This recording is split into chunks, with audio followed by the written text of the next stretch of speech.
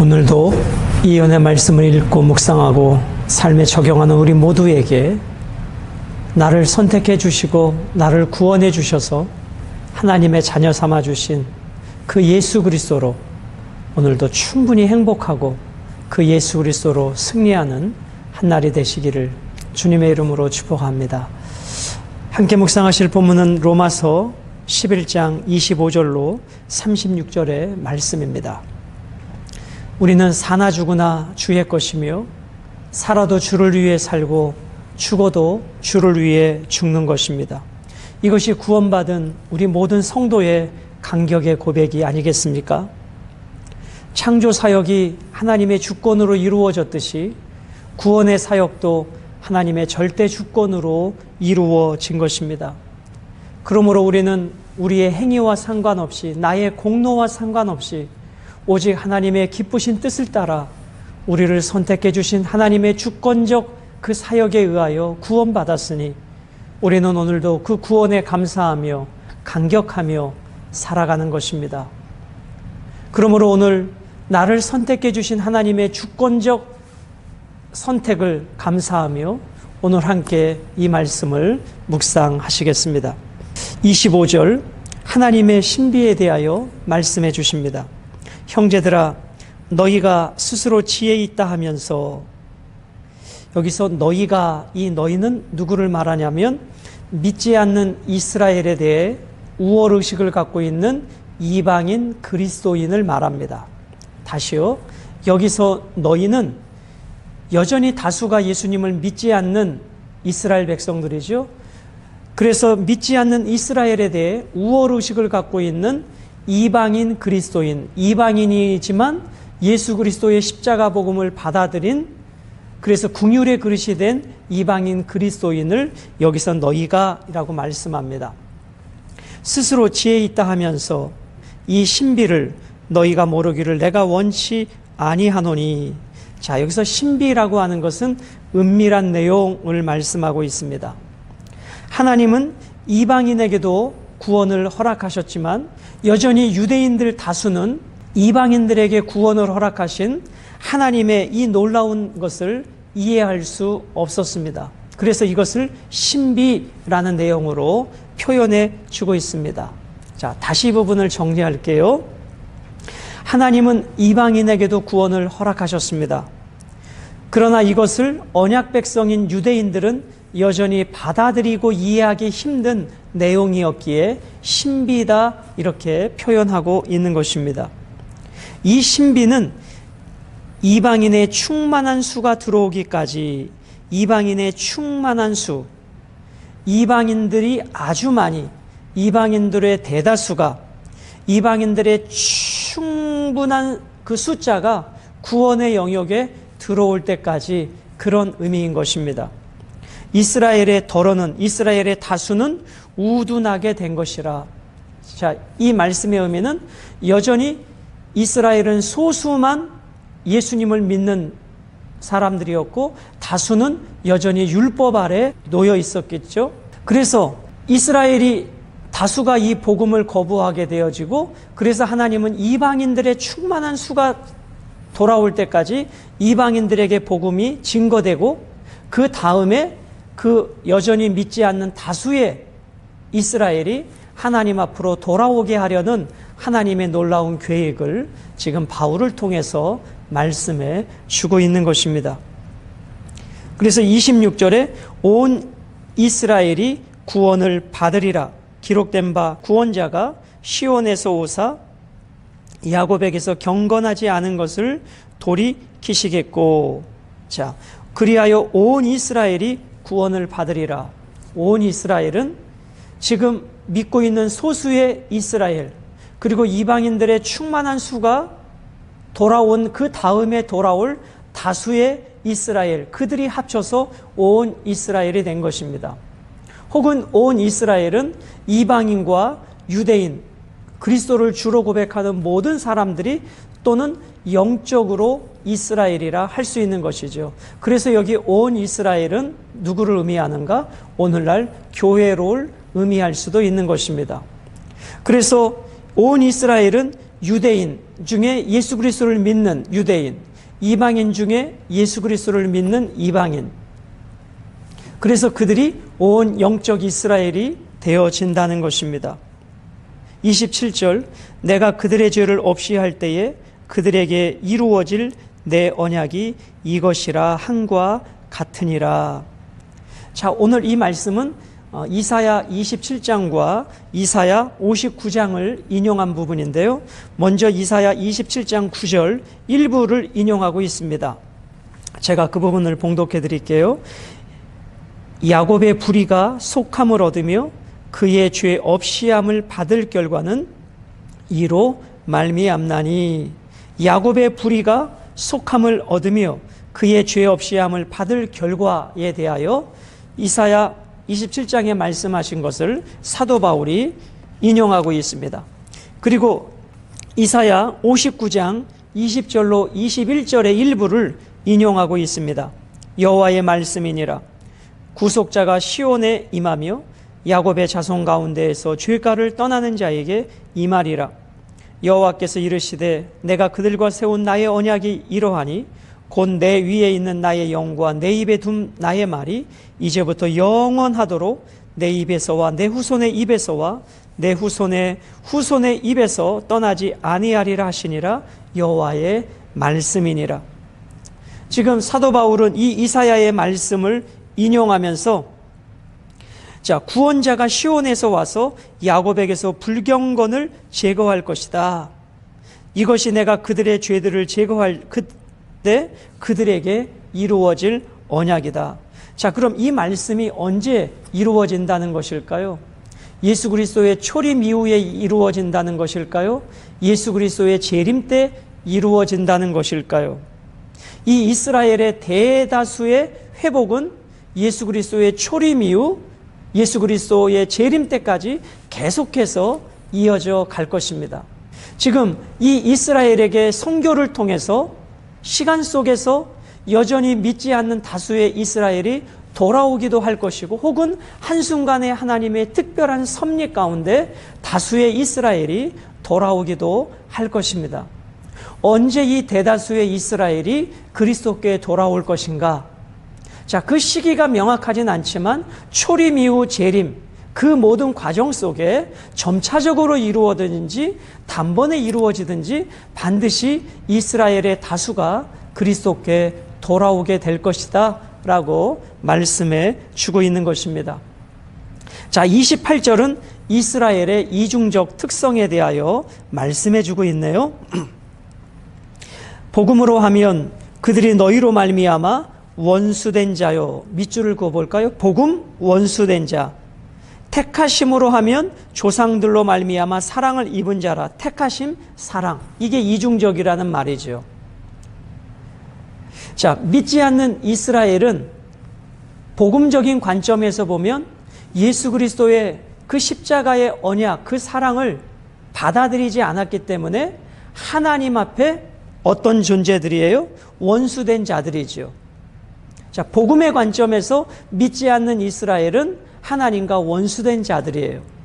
그러나 언약의 관점에서 보면 여전히 저들은 하나님의 택함을 받은, 사랑을 받은 존재들이에요. 왜냐하면 하나님의 부르심에는 후회가 없으시기 때문입니다. 이것이 지금 이스라엘의 이중적 특성이에요. 지금 다수가 여전히 예수님을 믿지 않는 그 상황에 놓인 이스라엘, 그 상황을 놓고 복음의 관점에서 보면 복음을 받아들이지 않았기에 하나님과 원수된 관계예요. 그러나 그들은 조상 때부터 하나님과 언약을 맺은 백성이에요. 하나님의 사랑을 받은 자들이에요.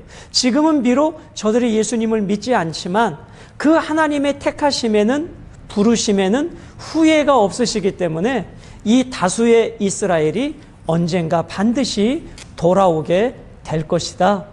이 말씀이 지금 본문의 내용인 것이죠. 그래서 29절에 후회하지 않으시는 하나님에 대하여 말씀해 주고 계십니다. 하나님의 은사와 부르심에는 후회하심이 없느니라. 자, 여기 부르심은 구원을 위한 부르심입니다.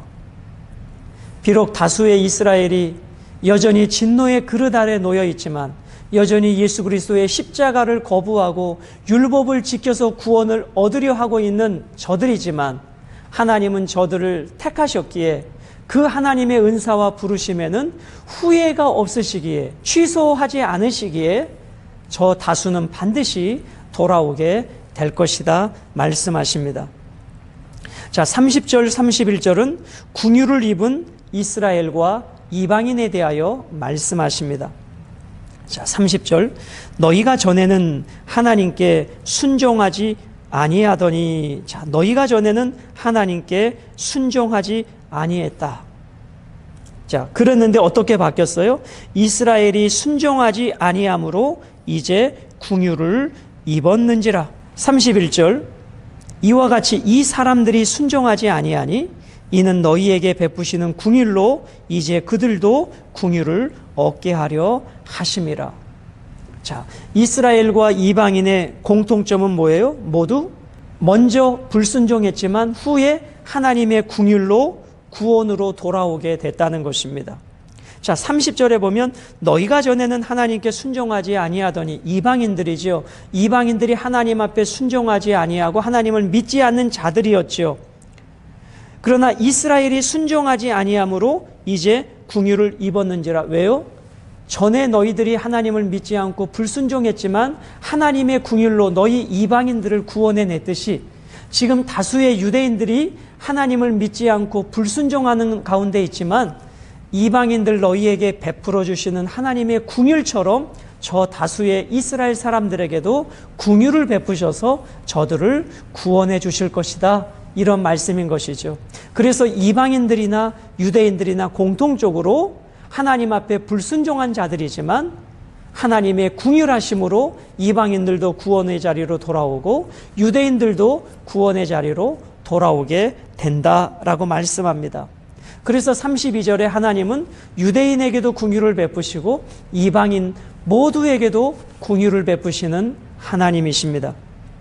32절, 하나님이 모든 사람을 순종하지 아니하는 가운데, 모든 사람은 이방인, 유대인 다 포함하는 것이죠. 가두어 두심은 모든 사람에게 궁율을 베풀려 하심이로다.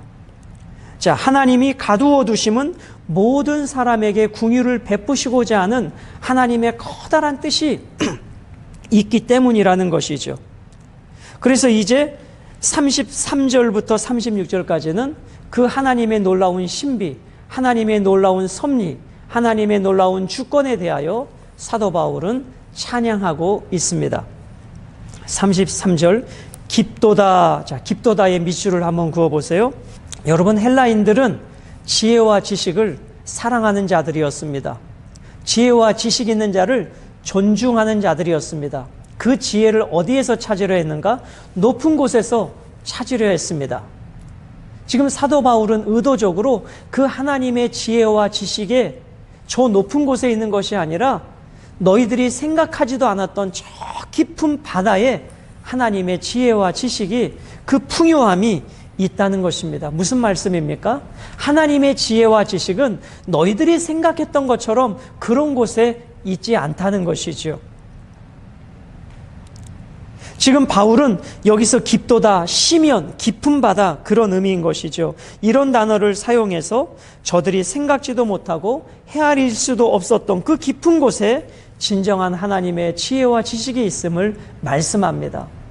내 생각은 너희 생각과 다르며 내 길은 너희 길과 다르며 나는 너희보다 높다라고 하나님이 말씀하고 있지 않습니까? 그러므로 하나님의 이 주권, 하나님이 하시는 이 섭리를 우리가 다 이해할 수 없는 것이죠. 그래서 34절에 누가 주의 마음을 알았느냐? 주의 마음을 안 자들이 없다는 거예요. 누가 그의 모사가 되었느냐? 그의 모사가 되어줄 사람이 없습니다. 여기서 모사라고 하는 것은 함께 소망하는 존재, 열망을 들어주고 조언해주는 존재, 그런 뜻입니다.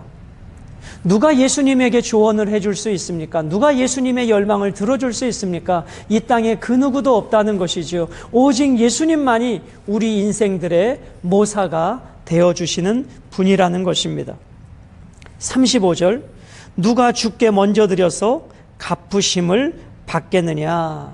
자, 누가 주께 먼저 드려 갚으심을 받겠느냐? 여러분, 구원이라고 하는 것은 인간의 대단한 행위와 수고와 노력을 먼저 주님 앞에 드려서 그것을 대가로 그 다음에 구원을 받는 것이 아니다, 그런 뜻입니다. 누가 주께 먼저 드려서 갚으심을 받겠느냐? 인간이 어떠한 구원을 얻을 만한 행동과 행위들, 선행을 주님께 드려서 먼저 드려서 그것을 조건으로 구원을 받을 인간이 있겠느냐? 없다는 것입니다. 그래서 36절에 오직 하나님의 절대 주권을 말씀합니다. 이는 만물이 주에게서 나오고 주로 말미암고 주에게로 돌아감이라. 그에게 영광이 세세에 있을지어다. 아멘. 모든 만물이 주께로부터 나오고 주께로 돌아가듯이 이 놀라운 구원의 사역은 인간의 행위에 근거하지 아니하고 오직 하나님의 절대 주권 앞에 주어졌다는 것입니다.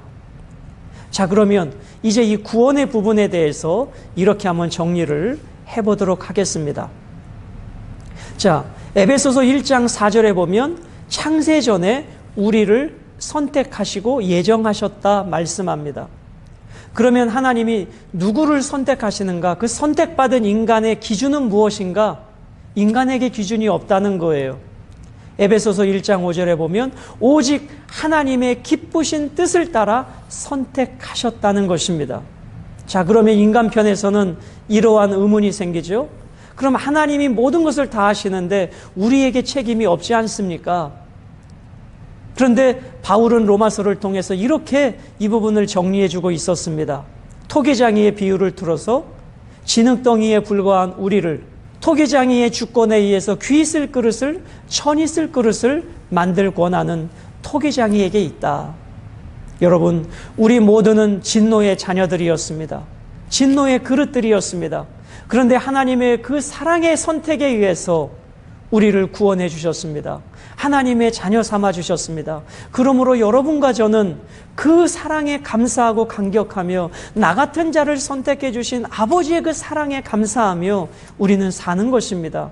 그리고 그 사랑의 빚진 자로 내가 들은 이 복음, 나를 변화시킨 이 복음을 여전히 저 이방인들에게, 믿지 않는 자들에게 복음을 전하는 것입니다.